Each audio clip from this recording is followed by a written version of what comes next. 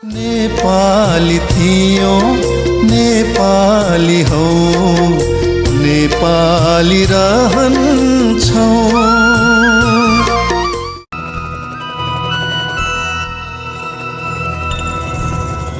अब हेर्नुस्, कम्पनी चल्नलाई कम्पनीको व्यवस्थापन पक्ष सबैभन्दा बलियो हुनु पर्यो र त्यसको जस्तो नेटवर्क इन्डस्ट्रीमा चाहिँ दुईटा पाटो एकदम ख्याल गर्नुपर्छ कम्पनी चलाउने मान्छेहरूले। एउटा कर्पोरेट म्यानर हुनुपर्छ, अर्को साङ्गठनिक ढाँचादर हुनुपर्छ। सङ्गठन गतिलो भएन भने पनि नेटवर्क इन्डस्ट्री चल्दैन, कर्पोरेट म्यानर पनि भएन भने नेटवर्क इन्डस्ट्री चल्दैन। अब हाम्रो सबैभन्दा सबल पाटो के भने हाम्रो सङ्गठन धेरै राम्रो छ, धेरै नै राम्रो छ, अरूको तुलनामा तपाईँले मूल्याङ्कन गरेर हेर्न सक्नुहुन्छ। र अर्को कुरा, हामी किन अरूभन्दा फरक छौँ र स्ट्रङ छौँ भन्ने कुरामा चाहिँ सिधासिधी कुरो के भने हामीसँग व्यापार गर्ने मानसिकता मात्र होइन, नैतिकता सहितको व्यापार गर्ने मानसिकता छ।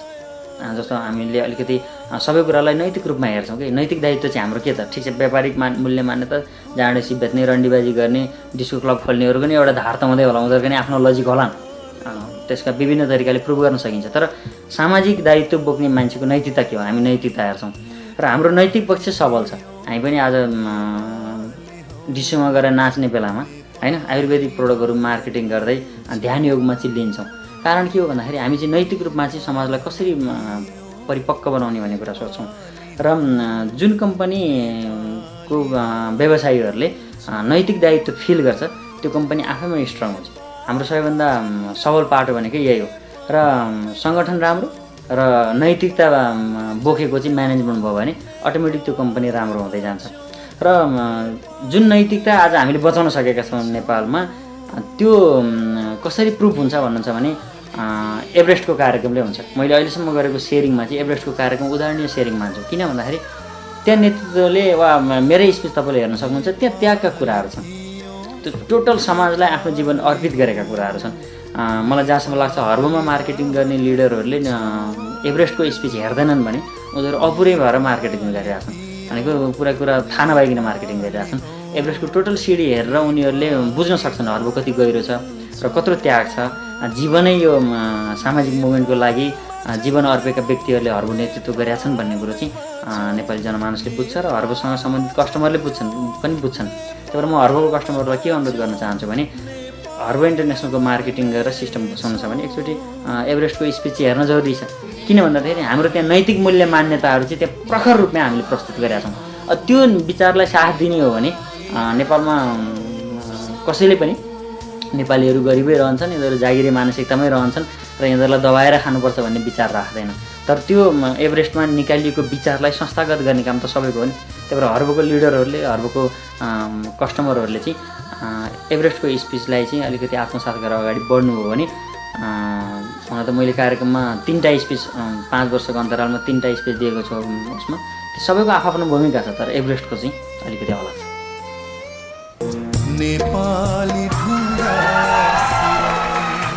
सभापति महोदय, हर्बो इन्टरनेसनल प्रणालीका म्यानेजिङ डाइरेक्टरज्यू, प्रोग्राम रिसर्च एन्ड डेभलपमेन्ट डाइरेक्टरज्यू, मार्केटिङ डाइरेक्टरज्यू, मार्केटिङ रिसर्च एन्ड डेभलपमेन्ट डाइरेक्टरज्यू, प्रशासन प्रमुखज्यू, ट्रेनिङ डाइरेक्टरज्यूहरू, अतिथिज्यू र ट्रेनिङ अफिसरज्यूहरू र आज यस स्टेजमा आएर सम्मान लिनुहुने सम्पूर्ण स्टार क्लबका सदस्य साथीहरू, यो हर्बोको इतिहासमा 2 वर्ष अगाडि BICCमा अलिकति सम्बोधन गर्ने मौका पाइएको थियो। पालो कुर्दा कुर्दा प्रत्येकचोटि कार्यक्रम राखो बोल्ने भन्नु समय सकिन्छ, प्रत्येकचोटि कार्यक्रम राखो बोल्ने भन्नु समय सकिन्छ। आज पनि बोल्ने भन्दा भन्दै समय सकिएर अन्तिममा सबैभन्दा थोरै बोल्नु भनेर समय दिएछ। आज नभने फेरि आज भन्ने कुराहरू भोलि भनेर त्यसको महत्त्व रहँदैन। चाहे 10 बजोस् चाहे 11 बजोस् 5 स्टार होटेलभित्र छौँ, सुन्न पर्ने कुरा सुन्नै पर्छ। किनकि यो कम्पनीको जिम्मेवारी हाम्रो काँधमा छ। कम्पनीको जिम्मेवारी मात्र होइन, यो देशका नागरिक भएको हुनाले हाम्रो काँधमा धेरै जिम्मेवारी भएको हुनाले सुन्न पर्ने कुराहरू सुनेरै जानुपर्छ। ढिलो हुने महानुभावहरू जानुभयो भने पनि जिम्मेवार महानुभावहरू जहाँ जानु परे पनि बस्नुहुनेछ र सबै कुरा सुनेर जानुहुनेछ। किनकि हामीसँग महानुभावहरू त यस्ता हुनुहुन्छ कि चेक खानालाई उहाँहरूलाई भन्नै पर्दैन, चम्की आउनुहुन्छ, सम्मान दिन्छु भन्दा स्टेजमा सम्म आउनु भ्याउनुहुन्न। तैपनि त्यस्तै तोरीलाउरी मान्छेहरूको उदाहरण दिएर हामी कम्पनी चलाउँदैनौँ, जसले चेक खानको लागि मात्र हर्ब इन्टरनेसनललाई उदाहरण बनाएर अगाडि बढिरहेको छ। भविष्यप्रति वफादार बनेर नहिँड्ने लिडरहरू मैले बारम्बार भने गरेको छु। ती लिडरहरू उत्पादन गर्ने र तिनीहरूको संरक्षण गर्ने हर्ब इन्टरनेसनल कम्पनी र हर्ब इन्टरनेसनलका ग्राहकै हुन्। किनकि तपाईँलाई कम्पनीको भिजन मिसन पढाएर नाना थरीका कुरा गरेर चेक खाने, तर आवश्यक परेको बेलामा कम्पनीको कार्यक्रमहरूमा र कम्पनीका रिपोर्टिङ गर्नुपर्ने कुराहरू नगरिकन आफ्नो दुनियाँमा मस्त रहने लिडरहरूलाई यत्तिकै छुट दिएर हाम्रा नजरबाट लुकाएर राख्नुहुन्छ भने याद गर्नुहोस्, कुनै दिन तपाईँको सिस्टममा पनि धमिरा लाग्न सक्छ। 5 स्टार होटेलमा कार्यक्रम राखेर तपाईँहरूले आफ्नो पैसा पे गरेर आएर तपाईँहरू यो कार्यक्रममा सहभागी हुन सक्ने, तर स्टार क्लबमा परेर एउटा सिस्टम बनाइसकेका मान्छेहरू सहभागी भएर आफूलाई दिएको सम्मान पनि नपच्ने कस्ता लिडरहरूको सङ्गत गर्दै हुनुहुन्छ तपाईँहरू। मैले बारम्बार भन्ने गरेको छु, यदि यो कम्पनीको भविष्य भोलि बिग्रिन्छ भने हर्ब इन्टरनेसनलका लिडरहरूले गर्दा बिग्रिन्छ र हर्ब इन्टरनेसनलका म्यानेजमेन्टले गर्दा बिग्रिन्छ। म्यानेजमेन्ट र लिडरको यो दुईटा यस्तो सशक्त पाटो हो, यो परिपूरक बनेर अगाडि बढ्न सकेन भने हाम्रा भिजन मिसनमाथि अरूले खोड देखाउनेछन्। किनकि हाम्रो बजारमा हावाका कुरा गरेर हावामै पैसा कमाउनेहरू धेरै छन्। सबै अस्तव्यस्त भएको बेला सबैलाई व्यापार गर्ने एउटा अपर्च्युनिटी भएको छ, मात्र बोलिदिए हुन्छ, मात्र गरिदिए हुन्छ, केही पनि नराखिकन करोडौँ रुपियाँ जम्मा गरेको छु भनेर नाना थामका कुराहरू गरेर व्यापार गरेर प्रलोभन गरेर दिने कम्पनीहरूको तुलनामा हामी आज नेपाली प्रोडक्टलाई विश्व बजारमा लिएर जान्छौँ भन्ने आँटका साथ आएका मान्छेहरूलाई आत्मसात गरेर त्यही कम्पनीको सिस्टमबाट आफ्नो रोजीरोटी चलाएर हिँड्ने मान्छेहरू आज हामीलाई साथ दिँदैनन् भने तिनीहरू के हुन्? तिनीहरूलाई मैले स्टेजबाट प्रयोग गर्न परोस्। भोलिको दिनमा आज जति बिजनेस लिडरहरू सम्मानित हुनुभएको छ हामी उहाँहरूसँग स्पष्टीकरण लिन्छौँ। यदि कारणवश कुनै लिडरहरू उपस्थित हुनुभएको छैन भने हामी उहाँहरूको कारण बुझ्नेछौँ। यदि बिना कारण अल्मलिएर कम्पनीको आँखा छलेर विभिन्न कम्पनीमा चार्दै आफ्नो रोजीरोटी मात्र पुरा गरेको थाहा भयो भने त्यसको लागि कम्पनीले कुनै पनि निर्णय लिन्छ।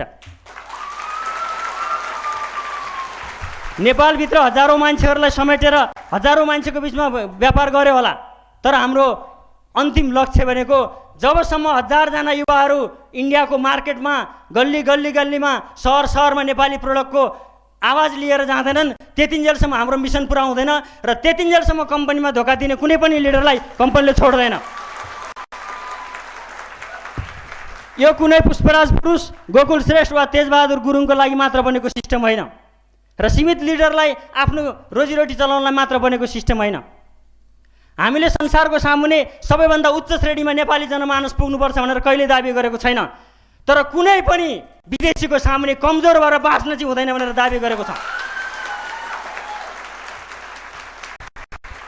किनकि चाणक्यले पनि भनेको छ, जुन देशमा नागरिकको हैसियत हुँदैन त्यो देशलाई आफ्नो देश नबन्नु भनेर। तर हामी नागरिकको हैसियत भएन भनेर यो देशलाई छोडेर विदेश जान सक्दैनौँ। यही देशलाई सुसूचित नागरिक र समृद्ध नागरिक बनाएर यही मुलुकमा नेतृत्व गरेर विश्व बजारमा नेपालीहरू कस्ता छन् भनेर चिनाउन चाहन्छौँ। यस्तो कुरामा साथ नदिने लिडरहरू कस्ता लिडर हुन्? हिजो कम्पनीमा पहिलो दिन जब हामी सञ्चालकमा घोषणा भएका थियौँ, डाइरेक्टरहरूमा घोषणा भएका थियौँ, लिडरमा घोषणा भएका थियौँ, त्यो दिन हाम्रो कम्पनीको पार्किङ लिएर बाइकमाथि बसेर 2-4 जना नेटवर्कका धुरन्धर व्यक्तिहरूले भविष्यवाणी गर्नुभएको थियो। भाषण त गतिले गरे तर यो कम्पनी 6 महिना पनि चल्दैन भनेर। आज त्यो भविष्यवाणी गर्ने मान्छे यति तलबमा जागिर खाएर बस्छ, त्यसको हाम्रो सङ्गठनमा हैसियत छैन। तर आज हामीले नेपालभरि पूर्वमेची महाकाली हुँदै विदेशमा सम्म हर्बको अभियानलाई एकदम व्यवस्थित रूपमा अगाडि लान सफल भइसकेका छौँ। आज ऊ आफै श्रम बेच्छ तर भविष्यवाणी त्यस्ता गर्छ। यही कार्यक्रममा बसेर पनि भोलिको दिनमा फेरि आज मच्ची ताली ठोक्नेहरू भोलिको दिनमा हराउँछन् भन्ने कुरा हामी एकदम पहिले एकदम आशा ढुक्क भइसकेका छौँ। 3 वर्ष अगाडिदेखि आएर उही पुष्पराज पुरुषले कतिखेर बोल्छ र ताली म यसरी बजाउँछु भनेर बस्नेहरू अहिले पनि 5000 को जागिर छोड्न सकेका छैनन्। तिनीहरूले गर्दा हर्ब इन्टरनेसनल चलेको होइन, हर्ब इन्टरनेसनल त 3 वर्ष अगाडिदेखि खाई नखाई बिहान बेलुका दिउँसो कम्पनीको कामलाई आफ्नो काम भनेर अगाडि हिँड्ने व्यक्तिहरूको कारणले चलेको हो। यदि बिजनेस लिडरले इतिहास पढाएका छैनन् भने हर्ब इन्टरनेसनलको म्यानेजमेन्टमा बस्ने प्रत्येक व्यक्तिको इतिहास पढ्नुहोस्। बारम्बार भनेका छौँ, व्यापारको लागि व्यापार गर्ने विभिन्न आधारहरू छन् संसारमा व्यापार गर्नलाई, तर हामीले जडीबुटीको व्यापार गरेका छौँ। भोलि पानीमा जान्छौँ होला, भोलि विभिन्न कुराहरूमा जान्छौँ होला, जसरी विभिन्न जगका कुराहरू भइरहेछन्, जल जमिन जडीबुटी यी सबैलाई युज गरेर जान्छौँ होला। तर युज गरेर लिएर जानको लागि अघि गीतमा भने जस्तै गोलबद्ध हुन सक्नु पर्यो, कम्पनीले दिएको भिजन मिसनमा हिँड्न सक्नु पर्यो, कम्पनीलाई गाइडलाइन दिन सक्नु पर्यो, सक्दैन भने नेतृत्व स्वीकार्नु पर्यो, सक्छ भने अगाडि आएर नेतृत्व गर्नु पर्यो। हामीले आज जति मान्छेलाई सम्मान दिएका छौँ, डाक्टर बनाएको छौँ, जोसुकै बनाएको छौँ, हामीले सङ्गठनबाटै बनाएको छौँ। बाहिर पनि त्यस्ता मान्छेहरू पाइन्छन्, पैसामा कहाँ कस्ता मान्छे पाइँदैनन्। तर हामीसँग वरिपरि भएको मेन पावरलाई हामीले जसरी हुन्छ अगाडि बढ्नुपर्छ भन्दाखेरि यहाँ स्वर सानो भएर प्रेजेन्टेसन नदिने लिडर पनि छन्।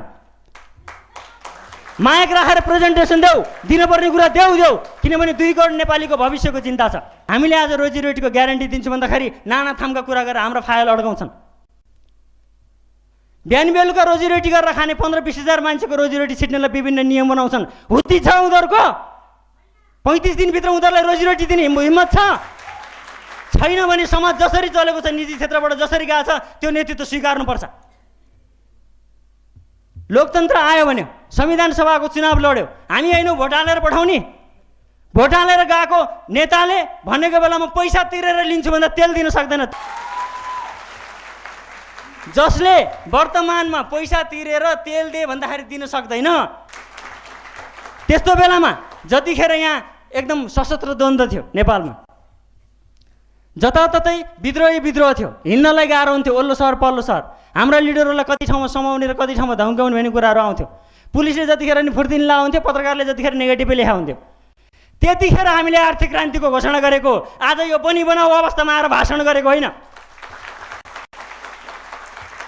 र हामीले गरेनौँ। पहिलो दिनको भाषणमा हामीले बोलेका थियौँ, जबसम्म कञ्चनजङ्घा टी स्टेटका किसानले यो सूर्यलाई हेरेर देखिस् हाम्रा पनि दिन आयो भनेर भन्दैनन्, तबसम्म हामी जस्ता मान्छेहरू सुतेर घरमा मुड्कीको सिरानी लाएर सुत्दैनौँ भनेर भनेका थियौँ। आज हेर्नुहोस् कञ्चनजङ्घा टी स्टेटको गर बुझ्नुहोस् कहाँबाट कहाँ पुग्यो मार्केट। आज तिनीहरूको सेयर भ्यालु कहाँबाट कहाँ पुग्यो। हामीले बोलेका कुरा प्रत्येक कुराहरू गर्दै गइरहेछौँ, तर पटक पटक हामीले दिएका सम्मान दिएका लिडरहरूले हाम्रा कुराहरू नपत्याएर विभिन्नतिर चारेर हिँड्दा सारा कस्टमरले सहनु भएको छ। यो सहनु ठिक होइन। हामीले भनेका कुरा गरेनौँ भने नसहने स्थिति ल्याउनु ठिक हो, तर हामीले भनेका प्रत्येक कुराहरू हेर्नुहोस् न, 3 वर्ष अगाडि दिएका सिडीहरू हेर्नुहोस् त, कुन चाहिँ कुरा भनेको थियो र कुन चाहिँ कुरो गरेको छैन। मान्छे प्रत्येक कुरा हामीले दिँदै व्यक्तिगत स्वार्थमा परेर सङ्गठनप्रति धमिरा लाग्ने कामहरू गरेका छन्। यो सामाजिक दोष पनि हो। र ती लिडरहरू जसले हर्बको 200-400 को सङ्गठन बनाएर 2-4 जनालाई विभिन्न प्रलोभन देखाएर एउटा भिजन मिसनमा लिड गर्छु भनेर आएर आज पनि अरू कम्पनीमा चारेर 2-4 पैसामा बिकेर कम्पनीकै बदफाइ गरेर हिँड्ने लिडरहरू अरू कोही होइनन्। ती त्यस्ता क्यारेक्टर भएका लिडरहरू हुन् जसले घरकी श्रीमतीलाई ढाँटेर 8 बजे रेस्टुरेन्टमा छिर्छ।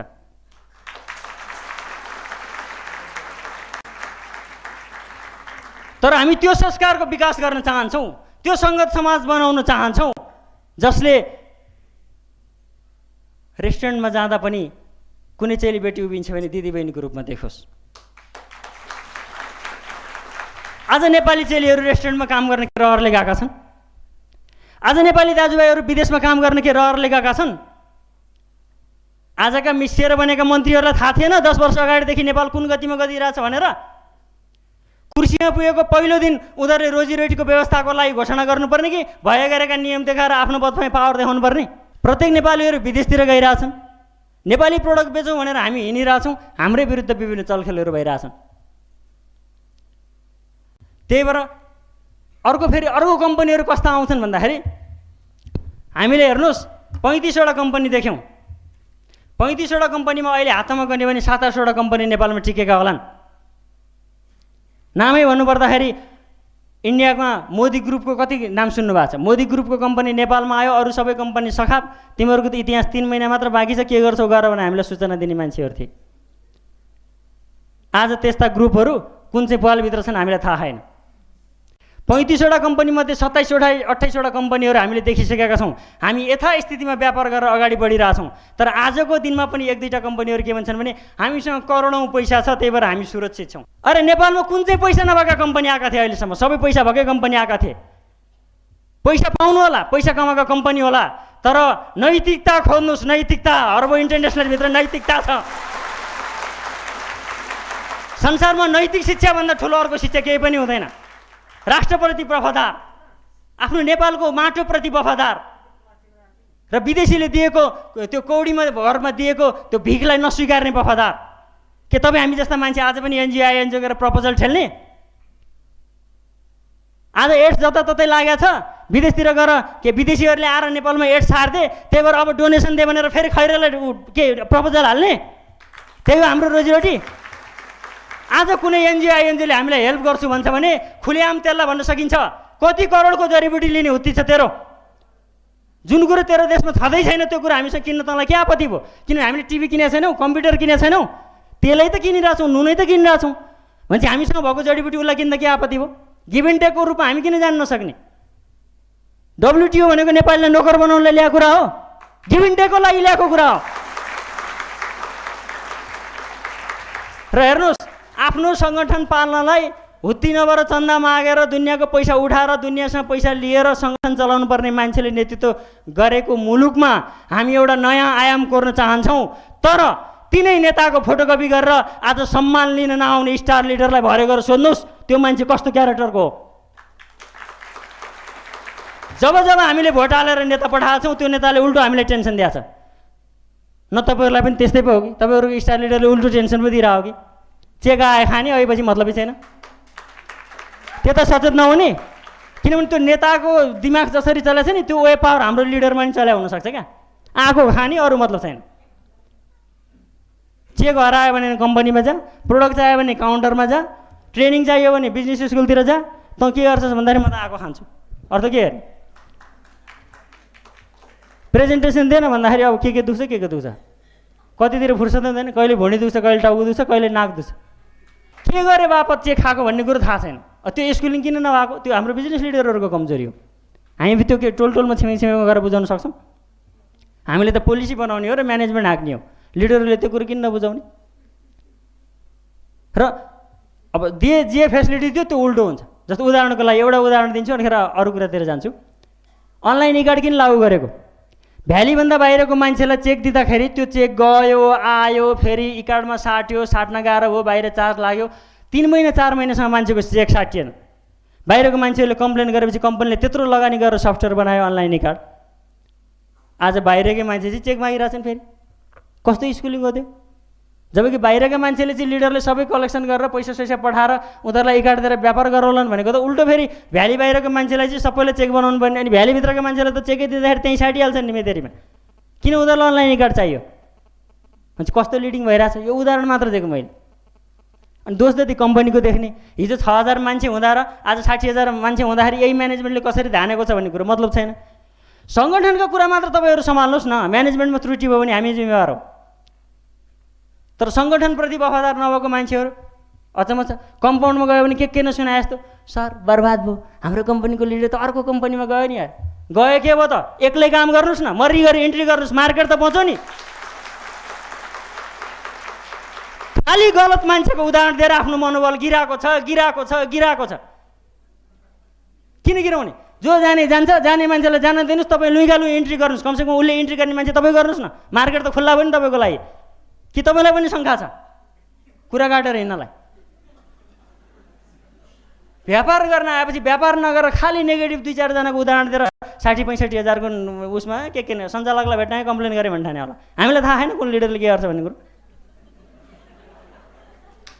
हर्बो इन्टरनेसनलको बारेमा कम्प्लेन गर्नु पऱ्यो, मैले जति कम्प्लेन कसैले गर्न सक्दैन। कम्प्लेन गर्दा गर्दै सञ्चालक भए मान्छे हो म। अचम्म छ बा। हामीलाई कम्प्लेन सुनाउनुपर्छ? हामीलाई त वातावरण चाहिएको छ, साथ दिने मान्छेहरूको खाँचो छ। बारम्बार यी कुराहरू आइरहन्छन्। बाहिर गए, भित्र गए, कहाँ गए, के गरे, चुपचाप व्यापार गर्नुहोस्, आफ्नो व्यापार गर्नुहोस्। र जो मान्छे विषयमुखी भएर व्यापार गरेको छ त्यो मान्छे एकदम अगाडि बढेको पनि छ। जो म्यानेजमेन्टमुखी भएर चाहिए नचाहिए खुरापाती काम गरेको छ ऊ आफै एक दिन भित्तामा टाँसिन्छ। कतिन्जेल मुख देखाउने? आज देखायो, भोलि देखायो, पर्सि देखायो, निकोर्सीदेखि लाल लाग्छ। भावना भित्रदेखि व्यापार गर्ने मानसिकता आउनु पऱ्यो र त्यो प्रोडक्टलाई विश्व बजारमा लान्छु भन्ने साँच्चै मानसिकता बोकेर आउनु पऱ्यो। चलखेल गर्ला हर्ब इन्टरनेसनलभित्र आएर के भने जाने नि पार्टी यत्रो खुलिया छन्, 54वटा पार्टी छन्। पार्टीतिर जाने, खुरापाती कुरो गरेर बस्ने, प्रपोजल राम्रो बनाउन आउँछ भने एनजिओतिर जाने। तर आत्मसम्मानपूर्वक गर्न खोजेको व्यापारमा जति सक्दो साथ दिने, नेगेटिभ कुरा गर्ने होइन। र हामीलाई हिजो अस्ति आएका कुरा जस्तो हामीले बोलेका कुराहरू सबै कुराहरू पुगेका छन् र पुगिरहने छन्, पुर्याउँछौँ भन्ने कुरो हामीलाई दृढ विश्वास छ। जसरी पनि पुर्याउँछौँ भनेर योभन्दा अगाडि हामीले कति घोषणा गर्ने गरेका छौँ, त्यही भएर शङ्का गर्नु जरुरी छैन। अब अहिले आजभोलि चलेका 2-4वटा नामका कम्पनीहरू देखेर तर्सिने हो भने त्यो तपाईँहरूले हामीले अवमूल्याङ्कन गरेको भन्ने ठहरिन्छ। 3 वर्षको इतिहासमा मल्टिनेसनल कम्पनीले सकेनन् भने नेसनल कम्पनी कुन छ इन्टरनेसनल गएर मार्केट गर्ने? र बारम्बार 18% माग छ भनेर अहिले योजना आएका विदहरूले भनिरहेका छन्। 18% माग चाहिँ प्रत्येक वर्ष विश्व बजारमा थपिरहेछ जडीबुटीको भनेपछि हाम्रो मार्केट कहिले सकिन्छ? हाम्रो मार्केट आजीवन सकिँदैन। यो मोबाइलको रेट घटे जस्तो घट्दैन। हर्बका प्रोडक्टको रेट घट्छ अनिखेर व्यापार गर्छु भने कोही बस्यो भने उसको नातिले नि गर्न पाउँदैन। हाम्रो रेट बढ्दै जान्छ। अघिल्लोचोटि नि कुरा गरे हो, सुकामाना घिउ खाएको हजुरबाउले कुरा सुनाएको थियो। अहिले सुकामाना घिउ आउँछ, ओरिजिनल घिउै आउँदैन। काठमाडौँमा एउटा गोठा भैँसी पाले मात्र ओरिजिनल घिउ खानला हो। समाज कता गइरहेको छ मतलब छैन, खालि खुरापाती कुरा गरिरहेको छ, अनिखेर काम नगरी भइहाल्छ। कम्प्लेन गरिरहेको छ कम्पनीले, यो भएन, त्यो भएन, ऊ भएन। त्यो भएन भन्ने कुरो सबै कुरा हामीलाई थाहा छ। तपाईँहरूलाई दिनुपर्ने कुरो र मुख्य कुरो तपाईँहरूको लिडरहरूलाई सूचित राख्नुहोस्। जसरी नेपालका नेताहरू नेता बनेपछि केही पनि गर्दैनन् नि, त्यसै गरी तपाईँका लिडरहरू सिस्टम बनिसकेपछि केही गरेनन् तपाईँहरूप्रति भनेपछि तपाईँहरूलाई फेरि त्यही धोका हुन्छ। र प्रतिबद्धताको कुरा गर्नुहुन्छ भने अहिले आएका कम्पनीहरूले हामीलाई भेट्नलाई 3 वर्ष लाग्छ चाहिँ भने हाम्रो अनुभव बराबर अनुभव लिनलाई उनीहरूलाई 3 वर्ष लाग्छ भने हाम्रो त 6 वर्ष पुग्छ त्यतिखेर अनुभव। हामी अगाडि जाँदैनौँ। अब उसले मार्केट खायो त्यो हाम्रो प्रब्लम हो। ती लिडरसँग कम्पिटिसन तपाईँ गर्न सक्नुहुन्न, मार्केट नखाएर के हावा खान्छ त? तपाईँहरू कमजोर हुनुहुन्छ, आरो सञ्चालकलाई चाट्नुहुन्छ, डाइरेक्टरलाई चाट्नुहुन्छ, चाहिने कुरा हो। म्यानेजरियल कुरामा चाट्नुहोस् न। मार्केटिङमा त तपाईँहरू पोख्ता भनेर हामीले भने जस्तो ट्रेनिङ दिएका छौँ। यी ट्रेनिङ दिए ठाउँमा आउँदैनन्, कसरी घरमा गएर ट्रेनिङ दिनु? ट्रेनिङ दिएका छौँ, सिक्नुहोस्, गएर मार्केटमा काम गर्नुहोस्। त्यो त्यहाँका मार्केटरहरूसँग कम्पिटिसन गर्ने काम सञ्चालक र डाइरेक्टरको होइन नि। त्यो तपाईँहरू कमजोर हुनुभयो भने तिनीहरूले चलखेल गर्ने मौका पाउने हुन्। भनेपछि यी कुराहरू वास्तविक हो। अब बाँकी रह्यो प्रोडक्टको कुरा। तपाईँहरूलाई प्रोडक्टमा अहिले धेरै सुझावहरू पनि आयो। प्रोडक्टमा अलिकति सुधार हुनुपर्छ। सुधार हुन्छ, किन हुँदैन? आजसम्म हामीले अरू कम्पनीका प्रोडक्टहरू लिएका थियौँ, अरू कम्पनीले दिएका थिए सर्टिफिकेटहरू, त्यो कुरो हामीले बुझेकै कुरो हो। उनीहरूले दिन सक्नेसम्म दिए। आज म कार्यकारी निर्देशकको हिसाबले घोषणा गर्छु, 66 सालभित्र आफ्नै जग्गामा हर्ब इन्टरनेसनलले 1 करोड बराबरको फ्याक्ट्री खोलेर देखाइदिन्छ।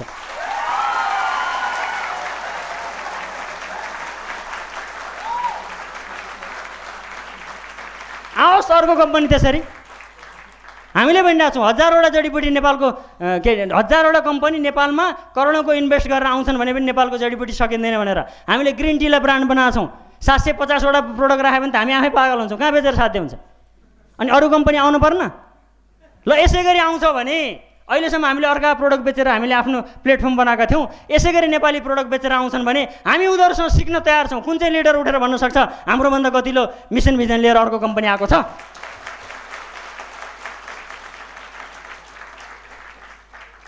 र अब फेरि आज यो मेसेज गयो, यो तपाईँहरूले व्यापारहरूलाई भनेको। अब यो मेसेज त जान्छ, 1 वर्षभित्र हर्ब इन्टरनेसनलले 1 करोड बराबरको फ्याक्ट्री आफ्नै जग्गामा खोल्दैछ भन्ने मेसेज जाने बित्तिकै तिनीहरूले फेरि के भन्ने हुन्? अनि पछि फेरि तपाईँ फेरि टेन्सनमा आउनुहुन्छ। भन्न त भन्नुभयो सर, त्यसले त अर्कै थोक गरिसकेछ। के गर्छ अर्कै थोक? इन्सुरेन्स कम्पनीको सिस्टम थियो, बेकुब हुनुहुन्छ तपाईँहरू। 150 रुपियाँमा त तपाईँले सिङ्गल पाउने सिस्टम कम्पनीले जबरजस्ती उठाएर इन्सुरेन्सको काम गरिदिरहेछ। त्यो नेटवर्क कम्पनी हो? इन्सुरेन्स कुनै पनि नागरिकले डाइरेक्ट गरेर इन्सुरेन्स कम्पनीसँग 150 रुपियाँ तिरेर 1.5-2 लाखको इन्सुरेन्स गर्न सक्छ? पैसा छ भने तपाईँ जानुहोस् न। हामीले हजारौँ मान्छेको पैसा उठाएर इन्सुरेन्सको लागि किन काम गरिदिनु पऱ्यो? अनि उसले त्यो थाहा नभएको कुरो तपाईँहरूको लागि मैले यस्तो गरिदिएँ भनेर भन्यो भने दङ्ग परेर पैसा दिइहाल्ने। बेलुका 7 बज्न पाएको छैन विदेशी रक्सी हुत्याउन हुने, बिहान बेलुका ग्रिन टी खान नहुने। विदेशी रक्सीभन्दा महँगो छ ग्रिन टी, कसले पनि महँगो छ। विदेशी रक्सीले चाहिँ फाइदा पुऱ्याएर एकदम 100 वर्ष बाँच्ने बनाएको, ग्रिन टीले चाहिँ के 50 वर्षमै माथि लगेको। हुने नहुने कुरामा लागेर तपाईँहरू टाइम यसरी खेर नफाल्नुहोस्। मैले भनिरहेको छु वर्षौँदेखि ताली ठोक्दा ठोक्दै कति मान्छे ताली ठोकै कम्पनीबाट स्केप भयो, कहिले कुरै बुझेनन्, जति बुझाए पनि बुझेनन्।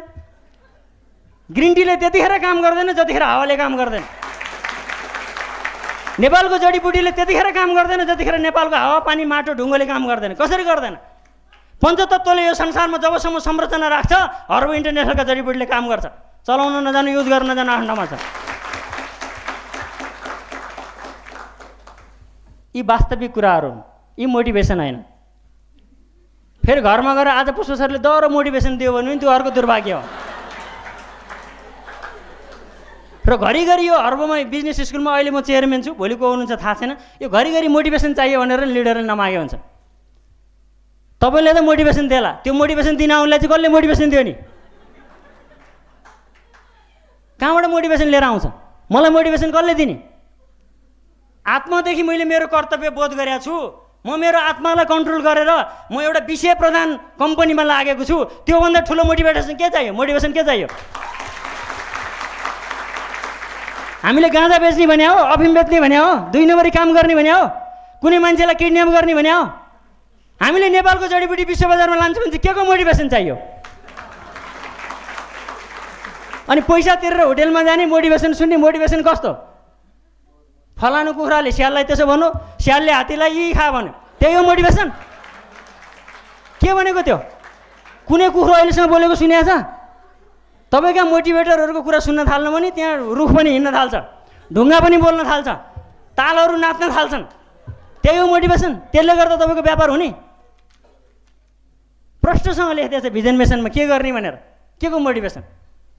कर्तव्य बोध गर्नुहोस्। जसरी हाम्रो पुर्खाले बुद्धि नपुर्याउँदाखेरि आज हामीले दुःख पायौँ नि, त्यसै गरी हाम्रो 3 पुस्ता मुनिको मान्छेले दुःख नपाओस् भनेर यो पुस्ताले योगदान गर्नुहोस् त। कसरी देश सप्रिँदैन?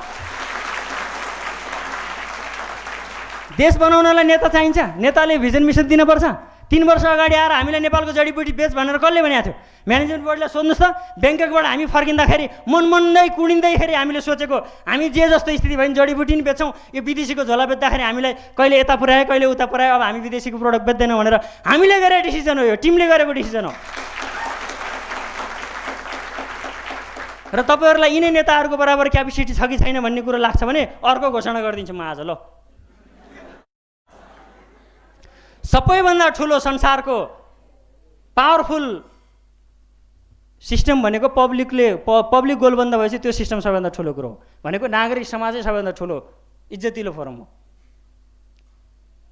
म घोषणा गर्छु नागरिक समाजको तर्फबाट आजको मितिले 51 दिनभित्र आर्थिक क्रान्तिको लागि हाम्रो मोर्चा भनेर एउटा मोर्चा गठन गर्छौँ हामी। ल,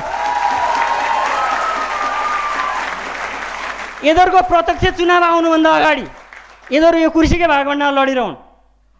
अब कति 18-19वटा त पावरफुलै छन्, एकले अर्कालाई भित्तामा पुर्याइरहन्। तर तपाईँ हामी गोलबन्द हुँदै जाउँ, 81 जना मान्छे दिनुहोस् मलाई, नेपालभरिबाट 81 जना मान्छे दिनुहोस्। एक छाक नखाएर भए पनि यो मुलुकमा केही न केही नगरिकन यो धरती छोड्दैन। ल, साथ दिनुहुन्छ? काम गर्ने हो, च्यालेन्ज गर्ने हो, देखाइदिउँ नेपालमा कस्तो मान्छे छन् भनेर। सबै रोजीरोटीको लागि पछि लाग्ने मान्छे छैनन् भनेर देखाइदेऊ। 3 वर्षमा यिनीहरूको प्रत्यक्ष चुनाव हुनुभन्दा अगाडि नेपालमा कस्तो संस्था बन्यो, नागरिक समाजको तर्फबाट कस्तो संस्था बन्यो र व्यवसायीहरूको हकितको लागि लागेर कति मान्छेलाई रोजीरोटीको ग्यारेन्टी दियो भनेर देखाइदेऊ। 3 वर्षभित्र यिनीहरूलाई साथ दिने हो। ल, साथ दिनुहुन्छ भने तपाईँहरूको टिममा छलफल गर्नुहोस्। दसैँभन्दा अगाडि मलाई जम्मा 81 जना मान्छे चाहिएको छ। प्लान म दिन्छु, छलफल मिटिङमै हुन्छ। सबै तरिकाबाट चलौँ र हेर्नुहोस् हामी 1 छाक खाउँ तर हाम्रो सन्ततिले 3 छाक आनन्दले खान पाओस्।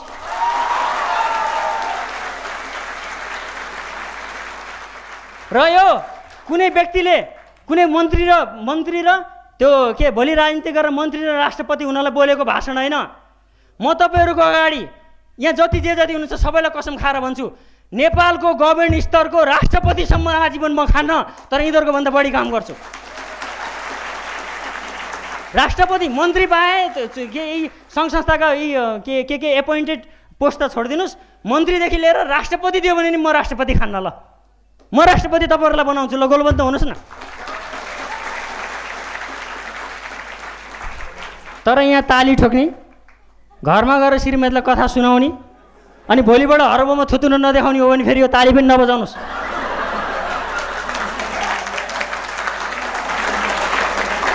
हरबो इन्टरनेसनल ख्याल गर्नलाई सङ्गठित संस्था होइन, मरिजाने होइन, ख्याल गर्नलाई यो संस्था हुँदै होइन। यहाँ त बहुत एकदम ऊर्जा लिएर आउनुपर्छ र एग्रेसिभ काम गरेर सामाजिक दायित्व लिनुपर्छ। त्यो कम्पनी हो यो। आजसम्म कुनै कम्पनीले यसरी बोलाएर तपाईँहरूलाई मार्केटरहरूलाई राखे यसरी कार्यक्रम गरेर सुन्नु भएको छ? 25 जना राखे भाग्य, त्यो पनि तलब दिएर। सयौँको सङ्ख्यामा खुलेआम यसरी जिम्मेवारी लिएर अगाडि बढौँ भन्ने कुनै कम्पनी सुन्नु भएको छ?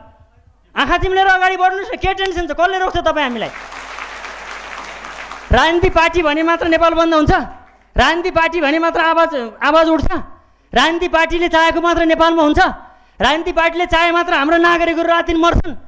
हामी सेक्युरिटी दिउँ न नागरिक समाजको तर्फबाट, गोलबन्द भएर जाउँ तल नेपालभरि। विश्व बजार हामीलाई कुरिरहेको छ भने जस्तो प्रकृतिले हामीलाई धेरै सम्पत्ति दिएको छ। यो सम्पत्तिलाई लिएर हामी विश्व बजारमा जान्छौँ भन्दाखेरि रोक्न आउनेलाई हामी नि भित्तामा पुग्ने गरी रोक्दिउँ।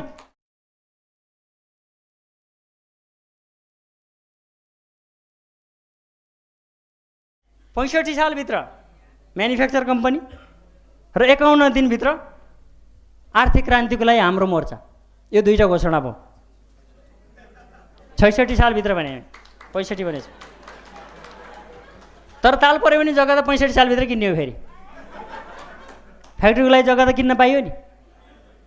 अरू केही नभए पनि हाम्रो त्यो हर्बो ग्रुप अफ इन्डस्ट्री भनेर ट्याक्क बोर्ड लगाइदिएपछि हावा बेचेर हिँड्नेहरू त हावामै तर्सिन्छन् नि। फेरि तर्साउनु पर्न, नत्र तपाईँहरू फेरि डराउनुहुन्छ, बर्बादै हुने भन्नुहुन्छ। मार्केट जानुभन्दा बर्बादै हुने भने टाउको हात लाएर बस्नुहुन्छ। जसलाई तिनीहरूले लगिरहेछन् तिनीहरूलाई फकाएर लिएर आउँ भन्ने सोच्नुहुन्न? गर्नु त पऱ्यो नि। त्यही भएर वास्तवमा एकदम हटली तपाईँ हेर्नुहोस्, अहिले त्याग गर्नुहोस् क्या, यो पुस्ताले त्याग गरौँ। अहिले यो राजनीतिक क्रान्ति सकिएर आएको बेलामा आर्थिक क्रान्तिको सुरुवात गर्ने 3 वर्ष अगाडि हामीले घोषणा गरेका थियौँ। 51 दिनभित्र हामी अभिलेखको रूपमा अगाडि जाउँ र यो हाम्रो पुस्ताले चाहिँ कमसेकम भावी सन्ततिले नसरापोस् क्या तपाईँलाई। अहिले मैले यहाँ सबैलाई उठाएर मैले सोधेँ भने तपाईँहरूको इच्छा पुरा भयो भनेर मैले कसैलाई सोधेँ भने कसैले पनि इच्छा पुरा भयो भन्न सक्नुहुन्न। तर तपाईँको कतिवटा बच्चा छन् भने 2-3टा छन् भन्नुहुन्छ। तपाईँको आफ्नै इच्छा पुरा भयो भने बच्चाको इच्छा के पुरा गर्नुहुन्छ? अनि किन पाएको त्यो बच्चा? त्यो बच्चाले चिठी लेखा त तपाईँलाई पाउनु है भनेर पाउने बेलामा स्वाइँ पाउने, छोडिदिने यस्तो खराब दुनियाँमा बाँच्छ कसरी त्यो बच्चा? तपाईँ जिम्मेवारी नलिने, भोट हालेर पठाउने बेकुबलाई अनि सरापेर बस्ने जिन्दगीभरि।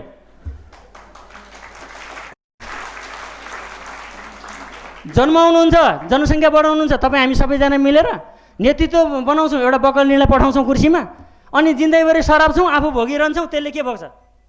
त्यसले झन् बिजोकै बग्छ। के गरेको यो?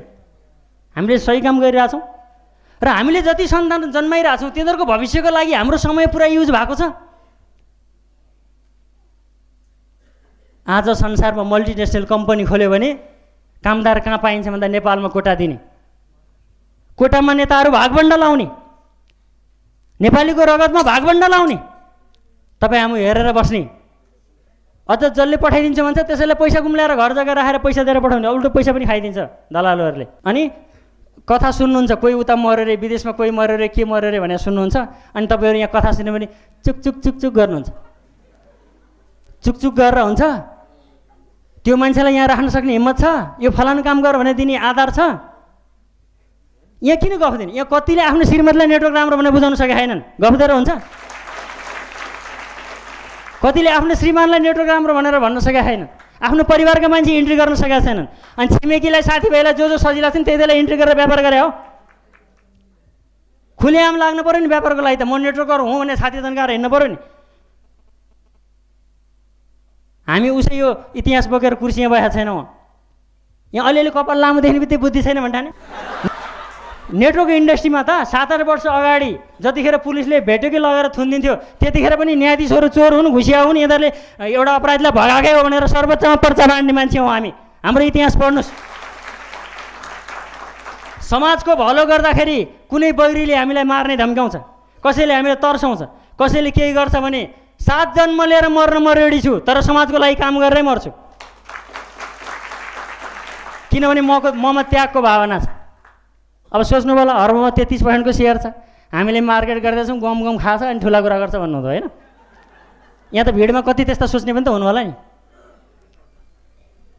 म आज घोषणा गरिदिन्छु, मेरो व्यक्तिगत सेयर र मैले कमाएको सम्पूर्ण सम्पत्ति आजकै मितिबाट संस्थागत सम्झिनुहोस्, जय सङ्गत भन्ने संस्थाको नाममा। आजीवन मैले कमाएको सम्पत्ति म मेरो नाममा राखेर म व्यक्तिगत चलखेल गरेर जान्न। मेरो दाइ यहीँ हुनुहुन्छ, भाइको डिसिजनलाई सम्मान गर्नुहुन्छ। उठेर हेरिदिनुहोस् एकचोटि दाइ। मैले मेरो सम्पत्ति र सेयरहरूको सम्पूर्ण हकवाला दाइलाई दिनुपर्ने हो नि, तर मैले तपाईँहरूलाई दिएँ संस्थागत गर्ने। ल संस्थागत रूपमा पुरा गोलबन्द भएर आउनुहोस्। मलाई पाल्छ संस्थाले। म एउटा ओछ्यानमा सुत्छु, ध्यान गरेर बाँच्ने मान्छे, फुर्सद भयो भने ध्यान गर्छु बिहान बेलुका। एक छाक खान्छु, धेरै छाक पनि खानु परे होइन। श्रीमती ल्याउँदिनँ भनेर 3 वर्ष अगाडि भनिदिए हो, शङ्का गर्नु परेन। मेरो छोराछोरी जन्मेर उनीहरूले घरलाई पो भोलि सेयर खाइदिन्छ भने पिर गर्नु पर्दैन। यो सबै सोसल भयो। ल गर्नुहोस् न, मसँग च्यालेन्ज गर्नुहोस्। तपाईँ एउटा विषय दिन सक्नुहुन्छ संस्थालाई, एउटा संस्था राखेर विषय म्याच गरेर सोसल काम गर्न सक्नुहुन्छ। भेटेसम्म आफै संस्थाको पनि खाइदिनुहुन्छ। चेन्ज गर्नुहोस् आफूलाई। तपाईँ हामीले त्याग गऱ्यौँ भने मात्र समाज बन्छ। जुनसुकै देशमा पनि कसै न कसैले त्याग नगरिकन कुनै पनि समाज बनेको छैन। मान्छेले घोषणा गरे भने के हुँदो रहेछ? तपाईँ हाम्रो जिन्दगी के हो थाहा छ? हर्बमा जति मच्ची लागेर हाम्रो सोसल भावमा ताली ठोक्यो भने 3टा कुरा छ तपाईँहरूको बिचमा। जन्मेदेखि हुर्केदेखि बाबुआमा नातागोता, उमेर पुगेपछि श्रीमती छोराछोरी, सन्तानको पछि लाग्दै जिन्दगी जान्छ। सन्तान जन्मेपछि त अब त्यही त हो नि, बिहान बेलुका खुवाउनै पऱ्यो, लुगासुगा किन्नै पऱ्यो, चाडबाड आइरहन्छ, किचकिच गरिरहन्छन् घरमा। दही चाटे जस्तो चाटिरहेको जस्तो टेन्सन हुन्छ, हिँड्नु पऱ्यो पैसा कमाउनु। अनि जसले जे भनेर हुन्छ पैसा कमाउने भने चाहिँ कमाउनुको लागि लाग्दिरहनु पऱ्यो, जे भयो नि हुन्छ। लाइफ भिजन भयो नि हुन्छ, युनिटी लाइफ भयो नि हुन्छ, हर्ब इन्टरनेसनल भयो नि हुन्छ, क्रिस्टल भिजन भयो नि हुन्छ, इनोभेटिभ भयो नि हुन्छ। पैसा चाहिँ आउनु पऱ्यो होइन। त्यो सम्पत्तिको पछि लायो अब सम्पत्ति त कमाउनु भयो। फेरि छोराले के भन्छ, फलानुको बाबा त पत्रिकामा छापियो, टेलिभिजनमा आइरहेको थियो। श्रीमतीले भन्छ मेरो साथीको श्रीमान त यस्तो नेपालभरि हिट भइरहेछ, तिमी के खाएर बस्यौ बुढा। अनि फेरि के च्यारिटी गर्ने, एउटा एनजिओ खोल्ने, अध्यक्ष बन्ने, अनि यसो प्रेस विज्ञप्ति फ्याँक्ने, अनि सम्मान खोज्ने। सन्तान, सम्पत्ति र सम्मान, यति 3टा कुरामा मान्छेको जीवन गएको छ। संसारकै मान्छेको 95% मान्छे सन्तान, सम्पत्ति अनि सम्मान खोज्दा मर्ने बेला हुन्छ। किन जन्मेको पनि थाहा छैन, किन मरेको पनि थाहा छैन। मेरी सुहानी भनेको छ, म को हो भने पनि थाहा छैन। नाक म हो, मुख म हो, आन्द्रा म हो, भुँडी म हो, को हो म? मलाई यो चित्त बुझेन, उसलाई चित्त बुझेन भनेछ। कसलाई चित्त बुझेन? गिदीलाई चित्त बुझेन कि मुटुलाई चित्त बुझेन? म को म? मेरो मेरो मेरो कसले भनेको मेरो? शरीरमा को म आएर बसेको छ जसले मेरो मेरो मेरो भन्छ? थाहा छैन, सोच्नु पनि छैन। ट्युसन तिर्ने पैसा कमाउँदै फुर्सद छैन, कहाँबाट म को हो भनेर सोच्नु। अनि फेरि त्यो प्लानिङले जन्माएर प्लानिङले श्रीमती ल्याएर हजुरबाउले ल्याएको थियो, वंश चलाउनलाई ल्या, ठेक्का ल्याएको छ होइन संसारको वंशको। आज 6 अरब जनसङ्ख्या के 6 अरब जनसङ्ख्या 7 अरब जनसङ्ख्यामा भनेको अरबौँको रूपमा जनसङ्ख्या जसरी बढिरहेछ, यो सबै हामीले ठेक्का लिएर संरचना चलाएको होइन त। सन्तान, सम्पत्ति र सम्मान 3टा यी बहिर्मुखी चिन्तनका विषय हुन्। यो बहिर्मुखी चिन्तनले हामीलाई खाएको छ। म यो भन्दिनँ कि आजै गएर श्रीमतीसँग फेरि छोडिदिइहाल्नुहोस् भन्दिनँ, ल्याइसक्नु भएको छ, भोग्नुहोस् जिन्दगीभरि। तर सन्तान, सम्पत्ति र सम्मानलाई जम्मा 50% हेर्नुहोस् र 50% अन्तर्मुखी हुनुहोस्। त्याग गर्ने भावना पैदा हुन्छ, पछिल्लो जेनेरेसनलाई राम्रो गर्ने हुन्छ। भौतिक दुनियाँ र अध्यात्म दुनियाँलाई ठ्याक्कै 50-50 मा राख्नुहोस्। अनि सम्पत्ति त केटाकेटीले भाँडाकुटी खेले जस्तो लाग्छ। केटाकेटीले त्यो माटो हालेर भाँडाकुटी खेल्यो भने त्यो भाँडाको माटो फ्याँकिदियो भने कति चित्त दुखाउँछ, रुन्छ नि। अहिले तपाईँको विषय खारेज गरिदियो भने रुनुहुन्छ। जब तपाईँलाई स्पिरिचुअल रूपमा म को हुँ म खोज्न पर्यो, श्रीमती त श्रीमती भाइ उसको टेन्सनको कुरा, छोरा त छोरो भयो जन्मिहाल्यो उसको टेन्सनको कुरा, तर म चाहिँ को हो त फेरि? म के म भनेको छ बिहानदेखि बेलुकासम्म? मेरो विषय चलेन भनेको छ, विषय हर्ब इन्टरनेसनलले उहाँ दिएको कम्पनीले अमेरिकामा पैसा तिरी विषय दिएको छ, मेरो विषय भन्छ। त्यो विषयले मेरो भन्ने को? हातले मेरो भने होइन, मुखले मेरो भने होइन। होइन मुखैले भने हो भने मर्दाखेरि जब के किन नबोलेको मुख त हुन्छ नि त, मरेपछि किन नबोलेको मुख? होइन होइन ल मरेपछि आन्द्रा बिग्रेर मर्ने हो भने आन्द्रा फेर्दै भयो, मुटु बिग्रेर मर्ने हो भने मुटु फेर्दै भयो, होइन गिरी खुस्केर मर्ने हो भने गिरी फेर्दै भयो, बाँच्छ? हो त्यो मले छोडेर जान्छ क्या। त्यो म भन्नेले छोडेर गएपछि तपाईँका यो भौतिक शरीर कुनै पनि रूपमा काम लाग्दैन। तर जिन्दगीभरि त्यो मलाई सम्झिनुहुन्न, अनि बेहोसीमा जन्मियो, बेहोसीमा मऱ्यो, अनि दुनियाँलाई खालि सराप हो, कुरा काटो, अनि त्यही काम आफू गर्नु भने चाहिँ रातो पिरो फेरि कहाँबाट सक्ने कुरो भयो। भन्छ यो प्रथाबाट हामी मुक्त हुन जरुरी छ। ल च्यालेन्ज गरौँ न, जसरी अहिले गफ गरियो, त्यागको नाममा मैले आजीवन एक्लै बसेर सङ्घर्ष गर्ने भएँ तपाईँहरूसँग। नागरिक समाजको तर्फबाट जाउँ, भोलि इतिहासले के भन्छ त्यही गरौँला, नेपाललाई कसरी बनाउने बनाऊँ, होइन सम्पत्ति सबै संस्थागत गरिदिने भएँ, होइन ल कम्पिटिसन गरौँ न। के भनेको छ र तपाईँ हाम्रो सन्तति राम्रो गरौँ भनेको छ? यति मजाले कम्पिटिसन गरौँ, 81जना मान्छे हामीले 1 वर्षभित्र निकालौँ, जति वर्षभित्र निकालौँ, 51 दिनभित्र एउटा समिति फर्म गरेर बाहिर निकालौँ, र यो व्यवसायिक कम्पनीमा आउनाले यसले व्यावसायिक गतिविधि मात्र गरोस्, यसलाई डिस्टर्ब नगरौँ, यसले रोजीरोटीको एउटा मापदण्ड लिँदै जान्छ, नेपाली प्रोडक्ट बेच्नुपर्छ भन्ने कुरा एउटा स्कुलिङ गर्दै गइरहेछ, यसले गरिरहोस्। तर नागरिक समाजबाट हामी नागरिकहरूप्रति भएको गलत व्यवहारको विरोध गरौँ र इज्जतसँग हाम्रा सन्तान सन्तति दाजुभाइ दिदीबहिनीले टोल समाजमा हिँड्न पाउने वातावरण बनाऊँ न। त्यो अर्कालाई बना भन्नुभन्दा आफूले त्याग गर्न सिक्नु पऱ्यो नि। त्यहीबाट मैले त्याग गरेर सुरु गरेको। भोलि मलाई के आरोप लाग्छ? आरोप लाग्ने ठाउँ नराखिकन लिड गर्न सुरु गरेको। ल खोलेर साथ दिउँ।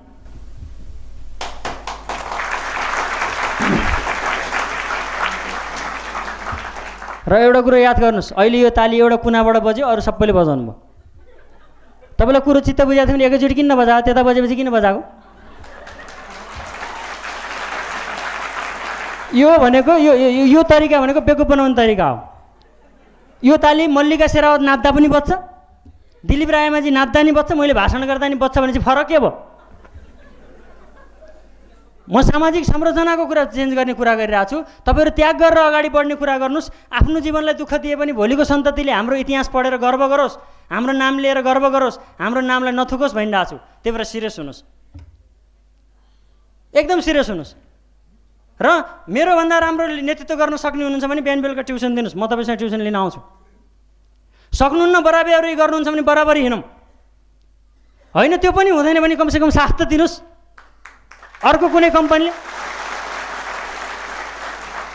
अर्को कुनै एउटा सामान्य सङ्घ संस्थाले हामीलाई च्यालेन्ज गर्न नसकोस्।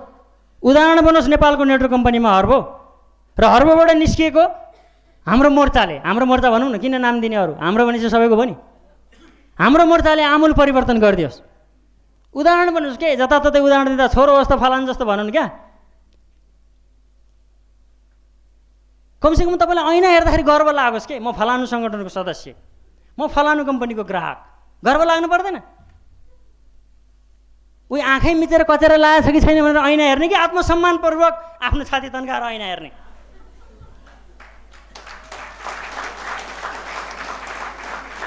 समाजले के भन्छ, कसले के भन्छ, कसो के भन्छ भनेर नरोक्नुहोस्। आफ्नो विषयप्रति वफादार हुनुहोस्, समाजले राम्रो भन्छ। जसले जति गफ दिए पनि हिजो लुटेरै खायो माओवादीले, हो नि, जसले जति गफ दिए पनि मान्छे मारेकै हो। आज उनीहरू नि जताततै चिफ गेस्ट, टेलिभिजनमा उनीहरू मात्र छन्। विश्वले बोलायो भने अहिले उनीहरूलाई बोलाउन थाल्यो। कुर्सी जति सबै उनीहरूका भए। सरकार आफूले चलाइरहेछ, पुलिस चलाउन नसकेर कार्यकर्तालाई बन्दुक बोकाएर हिँडाउँछ बिचरा, त्यस्तो हालत छ।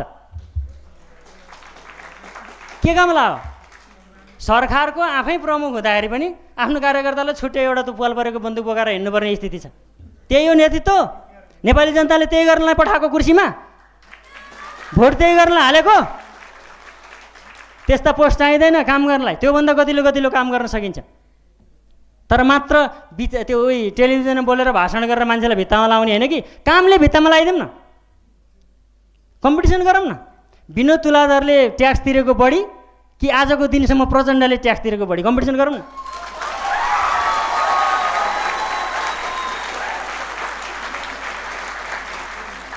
हामीले बुझाएको पैसा, हामीले बुझाएको ट्याक्स, हामी जस्तै व्यवसायीले भनौँ न, हामीले मात्र किन भन्ने, हामी जस्तै व्यवसायीले गरेको आधारमा राज्य चल्छ। तर व्यापारी चाहिँ के चन्दा दिनलाई मात्र व्यापार गर्ने हो? यसको हैसियत छैन, यसको गिदी छैन। यदि देशको आर्थिक घाटा न्यूनीकरण गरेर प्रत्येक तपाईँ हाम्रो टाउकामा 12,000 रुपियाँ ऋण छ हेर्नु अहिले मुलुकमा, यो ऋण के हामीले खाएको हो? तपाईँले एउटा बच्चा पाउनु भने त्यसको टाउकामा पनि 12,000 रुपियाँ ऋण लाग्छ बाँडेर जाँदाखेरि, त्यो हामीले चलाएको हो? आज बेरोजगार जति निस्किया छन् हाम्रो नेतृत्वमा भएको हो? होइन। तैपनि हामी जिम्मेवार छौँ। हामी जस्ता व्यवसायीले गरेको व्यापारबाट गएको ट्याक्स, हामीले बुझाएको पैसा, हामीले गरेको सहयोगबाट उनीहरू कुर्सी लिने, सिग्नेचर गराउनलाई पनि के कुर्सी मुनिबाट अर्को फेरि ब्याग दिनु पर्ला भन्ने टेन्सन। हामीले पठाएको नेताले हाम्रो फाइलमा सिग्नेचर गरेर छुट्टै पैसाको बिटो लाउनु पर्ने। त्यस्तै नेताहरू खोज्नलाई पठाओ हामीले, घरिघरि यो राजनीतिक क्रान्ति गरे हो प्रत्येक 10 वर्षमा। भन्छ अब छोडिदिनुहोस् राजनीतिक विचारका कुरा, अब आर्थिक क्रान्ति गरौँ। मुलुक अब आर्थिक क्रान्तिमा गयो भनिदिउँ, कसैले त्यो थोत्रा कुरा गरेर फलानाका दर्शन फलानाका दर्शन, के को दर्शन? घाँस बाँस कपासको ठेगान छैन यत्रका दर्शन।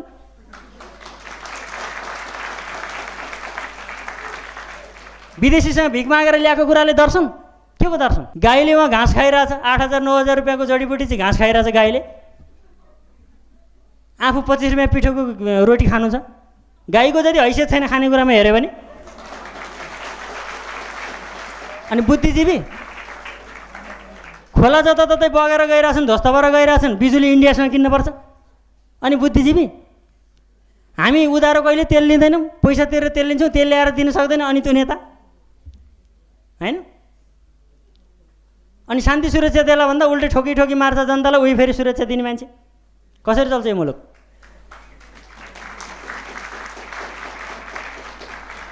अब हेर्नुहोस्, यो मुलुकमा मैले भन्थेँ भन्नु होला, यही रति चाहिँ अब 5-7 वर्षमा यिनीहरू सुध्रेनन् न, तपाईँ हामी तत्काल निस्केनौँ, चेतनशील मान्छेहरू, आफ्नो खुट्टामा उभिएका मान्छेहरू निस्केनौँ भने यिनीहरूले राष्ट्रपति पनि चाडा बनाउँछन्। चाडा पार्टी पावरफुल छन्।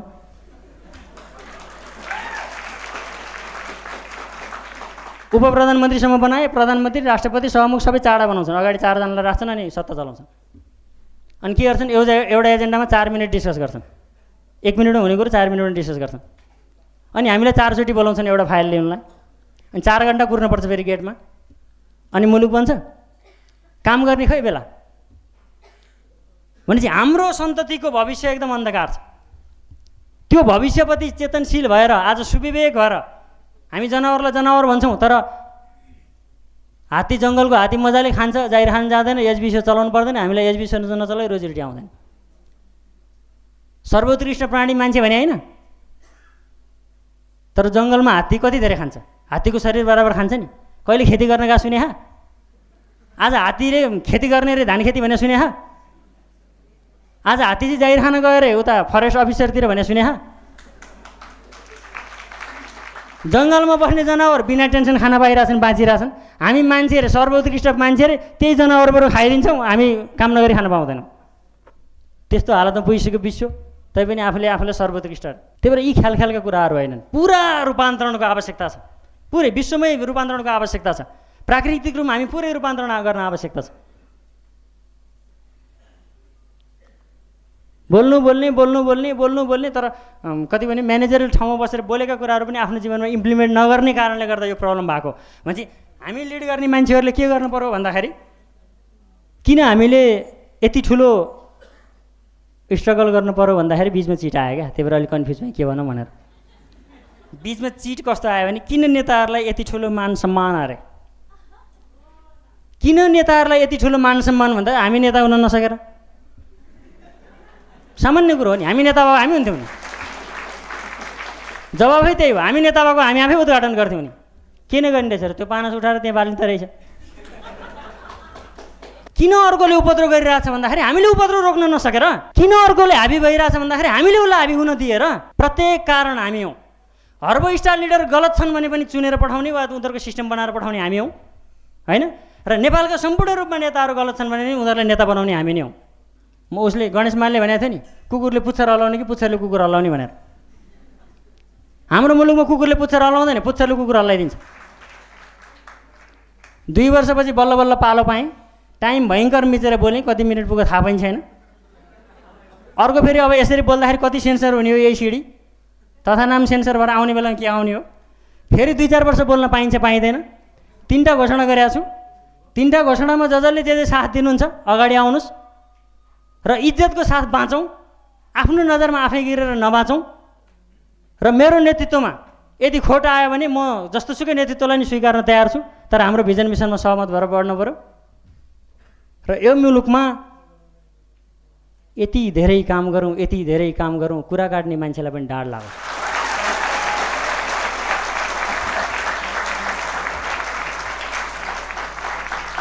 र 65,000 मान्छे भनेर बारम्बार भनेर सुन्नुभएको छ। 65,000मा 3 थरीका मान्छे छन् हाम्रो हर्बको सङ्गठनमा, मैले क्यालकुलेसन गरेको। 65,000मा 70% मान्छे सोत्तर छन्। सोत्तर भनेको चाहिँ गाईबस्तुलाई ओछ्याउन काम लाग्छ, मल बन्छ, अरू केही काम लाग्दैन। र बाँकी 30%मा 20% मान्छे चाहिँ पराल छन्, अनिकालमा काम लाग्छ, ताली ठोक्नु पऱ्यो भने बोलायो हुन्छ। हरियाली नभए बेलामा हिउँदोमा त पराल खाने हो नि त गाईबस्तुले, केही नपाउँदाखेरि पराल काम लाग्छ। र बाँकी 10% मान्छे घाँस छन्, जडीबुटी, यिनीहरूको कारणले हर्ब चलिरहेछ।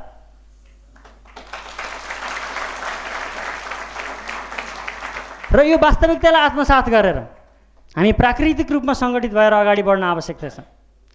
अब साक्षी भाव त किन भनिरहँ, साक्षी भावमा त कहाँबाट पुग्नु। जति साक्षी भावमा गयो भने घरमा गएर श्रीमतीले चाटेपछि त सकिन्छ साक्षी भाव।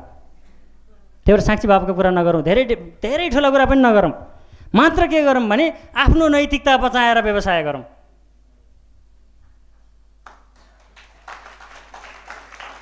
पाँचवटा चेक आउन्जेलसम्म 10वटा कुरा, एउटा चेक नआउने बित्तिकै 10वटा झुटा कुरा भनेर नहेर्नु। यदि घाँसबास कपासको टेन्सन भयो भने हामी कमाउने मान्छेहरू टोलमा आश्रम खोल्दैनौँ, सँगै सुतौँ, सँगै बसौँ, सँगै खाउँ। बिना तुलादारको हप्ताको 1 लाख रुपियाँ आउँछ भने मेरो पनि महिनाको 1 लाख रुपियाँ त आउला नि सेयरबाट, म पनि उहाँबाट बराबर हाल्छु। उहाँ र म सँगै सुतौँ, सँगै खाउँ, जे लाउने हो सँगै बराबर लाऊँ, तर परिवर्तन गरिदिउँ मुलुकलाई। एउटा जीवन हो, हेर्नु आजसम्म ल उदाहरणको लागि मान्यो भने 27 वर्ष, ल 26-27 अब अलिअलि त ढाँटेरै भने 28-29 भयो होला। ल 28-29 भयो, ल 30 मान्नुहोस्, ल होलसेलमा 30 मान्नुहोस्, बाँकी रह्यो 30 वर्ष हो कि होइन। 30 वर्षमा 15 वर्ष त सुत्ने हो, रातिको के हिसाब गर्नु हो कि न। टोइलेट जाँदा खाएको ओरेको त्यो त हिसाब गर्नु जरुरी छैन, सुत्या के हिसाब गर्नुहुन्छ होइन। भनेपछि अब बाँकी 30 वर्ष, 30 वर्षमा 15 वर्ष सुत्ने रहेछ, जम्मा 15 वर्ष काम गर्न बाँकी छ। हेर्नु बिचो कति धेरै काम गर्नु छ, मान्छे सिरियस हुने कि नहुने।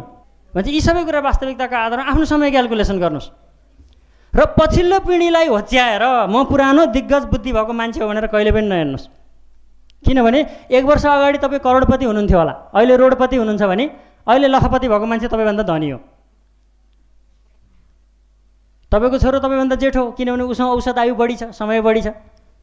तपाईँले जीवनभरमा नकमाएको छोराले कमाउँदैन भने के ग्यारेन्टी छ। तपाईँले जीवनभरमा नकमाएको नाम छोराले कमाउँदैन भन्ने के ग्यारेन्टी छ। तपाईँले जीवनभरमा 2-3टा श्रीमती ल्याउनु पर्छ भने 8-10वटा छोराले ल्याउँदैन भन्ने के ग्यारेन्टी छ। कुनै पनि कुरामा छोराछोरीले जित्दिन सक्छ, नयाँ पिँढीले जित्दिन सक्छ। त्यही भएर नयाँ पिँढीलाई सम्मान गर्नुहोस् र जहाँ पनि नयाँ पिँढीलाई नेतृत्व दिनुहोस्, सल्लाहकार आफू बस्नुहोस्, ऊर्जा गतिलो हुन्छ। मान्छे नयाँ पिँढीलाई सम्मान गरेर नयाँ पिँढीलाई नेतृत्व दिएर अगाडि मुलुक लाने कि नलाने। जीवनभर खाइ नखाई नेपाली सन्ततिको लागि हर्बको जडीबुटीको विश्व बजारमा मार्केटिङ गर्दै आमूल परिवर्तनको लागि लाग्ने कि नलाग्ने।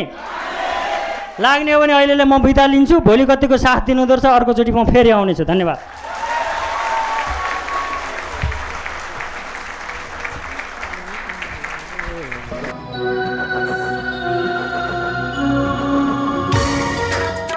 र अब जस्तो एभरेस्टका कार्यक्रममा बोलेका कुराहरू चाहिँ मनोगत हुन् कि अलिकति आवेगमा बोले हुन् कि भन्ने प्रश्न जुन तपाईँको छ। तपाईँ हेर्नुहोस् ती आवेगमा बोलेका कुराहरू इम्प्लिमेन्ट भएका छन् कि छैनन्। जस्तो मण्डलाको कार्यक्रममा बोलेका कुरा इम्प्लिमेन्ट भए भएनन्, BICCमा बोलेका कुराहरू इम्प्लिमेन्ट भए भएनन् र एभरेस्टमा बोलेका कुराहरू फेरि इम्प्लिमेन्ट भए भएनन्। त्यो तपाईँले चेक गर्न सक्नुहुन्छ। मेन त चेक गरेर थाहा पाउने हो होइन। बोले अनुसारको मान्छेले काम गर्छ कि गर्दैन त्यही कुरो ख्याल गऱ्यो भने त सबै कुरो त्यहीँ सकिहाल्छ होइन। र अब त्यो किन मनोगत होइन र त्यो प्लानिङ हो भन्ने कुरामा हाम्रा 5 वर्षको हिस्ट्री 6-7 वर्षको नेटवर्क इन्डस्ट्रीको हिस्ट्री हेर्दा तपाईँले थाहा पाउनुहुन्छ हामी प्लानिङमा अगाडि बढिरहेको छौँ र हाम्रो लक्ष्य चाहिँ एउटा राम्रो संस्कारको स्थापना गर्नु हो, संस्कृतिको स्थापना गर्नु हो। खालि अब राज्यलाई गाली गर्ने जस्तो अब नेपालीको बुद्धि छैन नेपाल खराब छ भन्ने, नेपाललाई गलत भन्ने। नेपालले के गरेछ, नेपालले जे दिएको छ त्यो त अमेरिकाले पनि दिन सक्दैन। यो हिमाल पहाड तराईको जुन संयोजन गरेर जुन नेपालले दिएको छ प्राकृतिक रूपमा त्यो त अब संसारको कुनै देशले दिन सक्दैन। तर नेपालीको बुद्धि पुग्दैन, त्यसलाई प्रयोग गर्ने उसँग क्वालिटी छैन होइन। त्यसलाई चाहिँ हामीले मूल्याङ्कन गरेर के गरेछौँ भन्दा हामी प्लानिङ प्रस्तुत गरे हो। एभरेस्टको स्पिचमा हामीले जे बोलेका छौँ हाम्रो प्लानिङ बोल्या हो र त्यो प्लानिङलाई हामीले मिट गर्दै पनि जान्छौँ र त्यो मिट गर्दै जाने क्रममा हेर्नुहोस् आज हजारौँ मान्छेहरूले हर्बोबाट चाहिँ बेनिफिट लिइसकेका छन्। भनेपछि जो मान्छे हर्बोमा फुल टाइम गरेर लागेको छ वा हर्बोको कार्यक्रमहरूमा उठबस गरेको छ र हामीसँग सङ्गत गरेको छ, त्यो सङ्गत गर्ने मान्छेले बुझिसकेको छ हर्बोको भिजन मिसन के छ र यसले भोलि के दिन्छ समाजलाई भन्ने कुरो बुझिसकेका छ। अब त्यसपछिको अब के बुझ्नुहोस् भने हर्बो एभरेस्टमा हामीले बोलेका कुराहरू चाहिँ हाम्रो लक्ष्य हुन् भनेको एउटा राम्रो नागरिक समाज बनोस्, एउटा राम्रो संस्कृति चाहिँ त्यहाँ इस्टाब्लिस होस् र एउटा जुझारु पाराले नेतृत्व गरियोस्, व्यक्तिगत मनोआकाङ्क्षामा नफसियोस् होइन।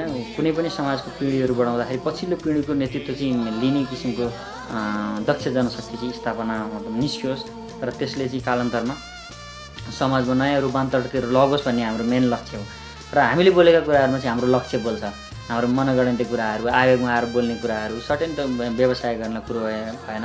किनभने व्यापार गरेर पैसा कमाउने हो भने त हामी बारम्बार भन्ने गर्छौँ पैसा कमाउने धेरै उपायहरू छन्।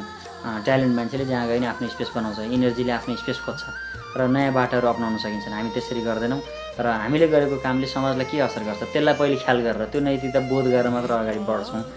र त्यसै गरी जाने क्रममा अब हर्बो इन्टरनेसनल चाहिँ किन दुर्घटना हुँदैन भन्ने कुरा पनि एउटा जटिल प्रश्न पनि हो। किनभने ठुलो भिजन मिसन बोकेर हिँडेको अर्गनाइजेसन चाहिँ दुर्घटनामा भयो भने के गर्ने भन्ने चाहिँ लिडरहरूमा बारम्बार प्रश्न आउँछ। र म के ठोक्कासँग भन्न सक्छु भने म प्रुभ गर्न सक्छु, जहाँ लग्नुहोस् तपाईँले म प्रुभ गर्न सक्छु। हर्बो इन्टरनेसनल भन्ने कम्पनी चाहिँ दुर्घटना भयो भने पनि देशलाई फाइदा छ, दुर्घटना भएन भने त यसै फाइदा छ। अब यो एकदम रमाइलो कुरा हो, यो मान्छेले बुझ्दैनन्। दुर्घटना भयो भने कसरी फाइदा छ भनेर बुझ्छन्। हामीले हर्बो इन्टरनेसनलभित्र 200-400 मान्छे यस्तो जनशक्ति बनाइसकेका छौँ, त्यो जनशक्तिले कहिले पनि देशद्रोह गर्नै सक्दैन। आज जस्तो 7 सालदेखि क्रान्ति गरेर आउने वा 46 सालदेखि क्रान्ति गर्ने, 52 सालदेखि क्रान्ति गर्ने राज्यका नेतृत्व गर्ने नेताहरूले एक किसिमले राष्ट्रघाती निर्णयहरू गरेको हामीसँग प्रमाणहरू छन् वा हामी भोगिरहेछौँ, बुझिरहेछौँ, आजको दिनमा भोगिरहेछौँ। तर हामीले यो 4-5 वर्षमा यस्तो जनशक्ति बनाएको छौँ, यो हर्बोमा एक्सटेन्ड गरेर उनीहरूले यदि कुनै गतिविधि गर्छन् भने त्यो राज्यलाई हित हुने गरी गर्छन्। उदाहरणको लागि एउटा हर्बो बन्द भएर 1000वटा चाहिँ जडीबुटीको मार्केटिङ गर्ने कम्पनी खुल्छन् भने त्यो कति ठुलो कुरा तपाईँ मूल्याङ्कन गर्नुहोस् होइन। र यी 200-400 मान्छे सङ्गठित भएर हर्बोबाटै मार्केटिङ गरेर लान्छन् भने त्यो कति ठुलो कुरा हो। भनेपछि हर्बोमा त्यस्तो जनशक्ति नै छैन जसले राष्ट्रघाती काम गरोस्। भनेपछि यो कम्पनी दुर्घटना हुने कि जब राष्ट्रसँग रिलेटेड काम गर्ने र समाजसँग रिलेटेड काम गर्ने हो भने यहीँभित्र पनि बसेर गर्न सकिन्छ, योभन्दा बाहिर पनि गर्न सकिन्छ। जुन नैतिक पाठ हामीले सिकाइसकेका छौँ त्यो मान्छेले अब 2-4 जना लोहीपापीहरू निस्केलान् होइन, उनीहरू पनि विलासी बन्लान्, उनीहरूले पनि हाम्रो भिजन मिसनभन्दा बाहिर काम गर्लान्। त्यो 2-4% कुरा हो। बहुमत पर्सेन्टले चाहिँ राज्यको अनुकूल कसरी हुन्छ, समाजको अनुकूल कसरी हुन्छ र कमसेकम ऐना हेर्दाखेरि शिर झुकाउन नपर्ने गरी के गरी काम गर्न सकिन्छ भन्ने कुरो स्कुलिङको फेजमा बुझिसकेका छ। र जडीबुटीजन्य वस्तुमा कति प्रभाव छ र यसलाई विश्व बजारमा कतिको लान सकिन्छ, नेपालमा कस्तो कस्तो सोर्स छ र यो सोर्सलाई कसरी सदुपयोग गर्न सकिन्छ भन्ने जुन नलेज आज हर्बोले दिएको छ त्यो राज्यले चाहेर स्वास्थ्य मन्त्रालयले पनि राम्रोसँग दिन नसकेको कुराहरू छ। स्वास्थ्य मन्त्रालयले दिन्थ्यो, अरू निकायले दिन्थ्यो भन्दा योभन्दा अगाडि नै इम्प्लिमेन्ट हुन्थ्यो। चाहिँ हामीभित्र यति राम्रो जनशक्ति छ, यसले दुर्घटनातिर कम्पनीलाई लाँदैन। जे गर्छ त्यो फाइदातिर लान्छ र कसरी हुन्छ समाजलाई फाइदा हुने गरी, देशलाई फाइदा हुने गरी लान्छ। त्यही भएर हर्बो इन्टरनेसनल भोलि दुर्घटनामा पर्ला अनि त्यो दुर्घटनाले फेरि नेपालमा अरू नेटवर्क कम्पनीले दिए जस्तै नेगेटिभ छवि बनाउला, नेगेटिभ छाप छोड्ला भन्ने जुन कसैको विश्लेषण छ भने त्यो आजदेखि छोड्दै हुन्छ। किनभने यहाँ पूर्ण रूपमा लागेको हुन्छ, यहाँ क्वालिटी भएको मान्छेले स्पेस पनि पाउँछ र यसले चाहिँ सामाजिक रूपान्तरणमा चाहिँ सहभागी बन्नलाई आएका मान्छे मात्र नेतृत्वमा छन्। त्यही भएर उनीहरूले आफ्नो व्यक्तित्वबाट के गर्छन् भन्दा व्यक्तिगत इच्छा आकाङ्क्षा माया मारिदिन्छन्। जब नेतृत्व पक्षले नि व्यक्तिगत इच्छा आकाङ्क्षा माया मारिदिन्छ त्यो कम्पनी दुर्घटना हुने सम्भावना रहँदैन। दुर्घटना भयो भने पनि राज्य र समाज अनुकूल काम गर्छ भनेपछि यहाँबाट चाहिँ कुनै पनि नेगेटिभ सोचाइ राख्नु एकदम गलत कुरा हो। र अर्को फेरि के हो भने यहाँ आउने मान्छेले एउटा युनिभर्सिटीमा नपाएको शिक्षा पाउँछ, त्यो हामी ग्यारेन्टी दिन्छौँ। किनभने युनिभर्सिटीको शिक्षाले उसको रोजीरोटीसम्म स्थापित गर्न नसकेको अवस्थामा हामीले दिएको शिक्षाले चाहिँ रोजीरोटीसम्म कसरी चलाउन सकिन्छ भन्ने कुरो न्यूनतम घाँसबास कपासको चाहिँ व्यवस्थापन गर्नलाई हामीले मान्छेलाई त्यो लेभलको चेतना डेभलप गराइदिन्छौँ भनेपछि यहाँ भएको सङ्गठनले कुनै गलत गर्ला र भोलि यो दुर्घटना परेर पनि समाजलाई केही नेगेटिभ छाप छोड्ला भन्ने खालको कुरा चाहिँ कसैले पनि नचिताए हुन्छ, त्यो कल्पना पनि नगरे हुन्छ। बरु यसले कति धेरै एउटा पोजिटिभ म्यासेज यो समाजमा छोड्ने हो र कति ठुलो इतिहास बनाउने हो भन्ने कुरामा चाहिँ सबैजना सचेत भएर साथ दिए हुन्छ।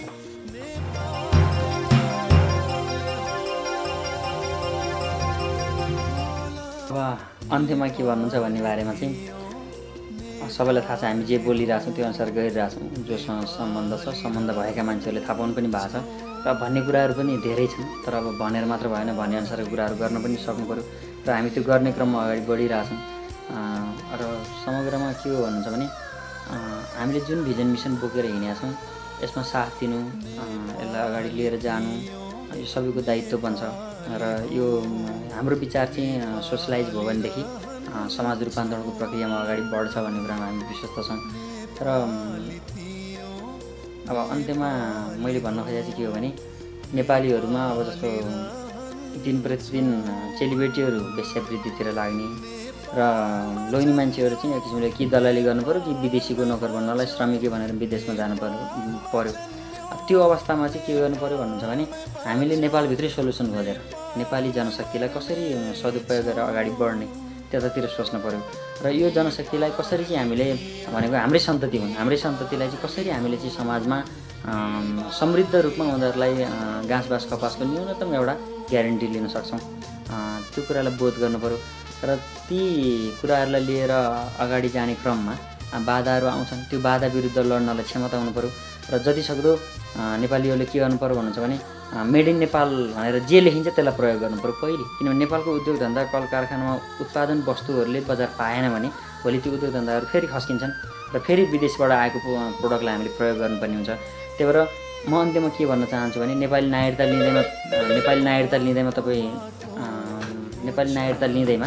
तपाईँ चाहिँ नेपाली नागरिक हुनुहुन्न। नेपाली नागरिक हुनलाई तपाईँले के गर्नुपर्छ भन्दा कमसेकम तपाईँको घरमा एउटा नेपाली झन्डा आओस्, होइन, कमसेकम तपाईँलाई नेपाली राष्ट्रिय गान सरर भन्न आओस्। र अर्को कुरो तपाईँको घरमा जाँदाखेरि कमसेकम नेपालमा उत्पादित वस्तुहरूले चाहिँ तपाईँहरूको घरमा स्थान पाओस्। सकेसम्म नेपाली कपडा, नेपाली खाना, नेपाली जुत्ता, होइन, नेपाली चिजहरू तपाईँको घरमा आओस्। र कमसेकम केही नभए पनि नेपालमा एउटा दौरा सुरुवाल चाहिँ राष्ट्रिय पोसाक चाहिँ तपाईँको घरमा आओस्। यी सबै कुराहरू भएर एउटा संस्कार बसाउनु हो भने मात्र नेपाल चाहिँ समृद्ध हुन्छ र नेपालीको हुन्छ। नत्र यहाँ सबै नाम चाहिँ नेपाली तर काम चाहिँ सबै विदेशी भइरहेछ। नेतृत्व त विदेशीको दलाली गर्दै फुर्सद छैन भने नेतृत्वले हामीलाई राम्रो गर्दैला र हाम्रो देश राम्रो बन्ला, हाम्रो सन्ततिले सुख पाउलान् भन्ने सपना राख्नुहुन्छ भने तपाईँ मर्ने दिन बरु छिटो आउँछ, त्यो दिन आउँदैन। किनभने नेतृत्वले गर्दैला र हामीले सुख पाउला भनेर सोच्नुभयो भने मर्ने दिन आइहाल्छ, तपाईँले त्यो सुख पाउने चान्सै हुँदैन। कुर्दा कुर्दै कति कुर्ने, अब हाम्रो पुस्ताले नि कुर्दा कुर्दै समय बिताए, हामी कुरेर बस्ने फुर्सद छैन। त्यही भएर नेपाली हुँ मात्र नभन्नुहोस् र नेपालीलाई गाली नगर्नुहोस्। नेपालीलाई गाली त सबैले गर्न सक्छन् तर नेपालीहरूलाई गाली गर्नुहोस् र गाली गर्न पनि तपाईँले हैसियत बनाउनुहोस्। अब हावातालमा गाली मात्र गरेर हिँड्नुभयो भने त फेरि पङ्गु हुन्छ। तपाईँ गाली गरे अनुसार तपाईँले के कर्म गर्नुभएको छ भनेको गाली गर्नु पनि तपाईँ लायक हुनुपर्छ। एकहोरो नेतृत्वलाई गाली गर्ने, भए गरेका संरचनालाई गाली गर्ने होइन कि त्योभन्दा बढी तपाईँमा गर्ने क्षमता छ भने त्यसलाई लागु पनि गर्नुहोस्, गाली पनि गर्नुहोस्, तर नेपाललाई गाली नगर्नुहोस्। नेपाल संसारको उत्कृष्ट मुलुक हो। त्यो उत्कृष्ट मुलुकलाई तपाईँ नेपाली नभइदिनाले बदनाम भएको छ। तपाईँ साँच्चै नेपालको नेपाली भएर नेपालको अनुकूल के गरी गर्न सकिन्छ भनेर सोचेर जानुभयो भनेदेखि नेपाल समृद्ध बन्छ, समृद्ध बनाउन सकिन्छ। 10-15 वर्षभित्रै बनाउन सकिन्छ। त्यो नागरिक समाजबाट बन्न सक्छ, निजी क्षेत्रबाट बन्न सक्छ। यो यसैले गर्नुपर्छ भन्ने छैन। कोही पनि यहाँ ठेकेदार छैन। सबैको राज्य हो, सबैका सन्तान छन्, सबैका सन्तति छन्, सबैको समाज हो। सबैले सोचेर लाग्नुपर्छ। त्यही भएर राष्ट्रिय पोसाकको जय हेर्न, राष्ट्रिय झन्डाको जय हेर्न, जात जातिका कुराहरू छोडेर, धर्म विशेषका कुराहरू छोडेर एउटा सङ्गत संस्कृति स्थापना गर्ने न्युमा वा सबै मिलेर बाँच्ने संस्कृतिको स्थापना क्या, सबैसँग सङ्गत गर्ने, सबैसँग मिल्ने, सबैसँग बाँच्ने एउटा संस्कृतिको स्थापना गरेर धर्म, क्षेत्र, जात, वर्गभन्दा माथि उठेर, यी शब्दभन्दा माथि उठेर नेपाललाई नै समृद्ध बनाउने गरी हिँडियो भने चाहिँ हाम्रा सन्ततिले पनि हामीलाई धिक्कार्ने छैनन् र भोलिको पुस्ता राम्रोसँग नेपालमै बसेर विश्वको अगाडि इज्जत साथ बसेर नेपालमै बसेर आफ्नो जीवनहरू यापन गर्न सक्छन् र हामीले समृद्ध नेपालको परिकल्पना चाहिँ साकार पार्न सक्छौँ भन्ने कुरामा म सबैलाई लाग्नको लागि अनुरोध गर्छु र कमसेकम जन्मियो एक दिन मरेर जानुपर्ने चोला हो, बाँचुन्जेल केही न केही गरौँ, कसैले काहीँ न काहीँ केही न केही गरौँ, त्यो नितान्त हाम्रो समाज अनुकूल होस् र समाजलाई फाइदा हुने किसिमको होस् भन्छु। धन्यवाद।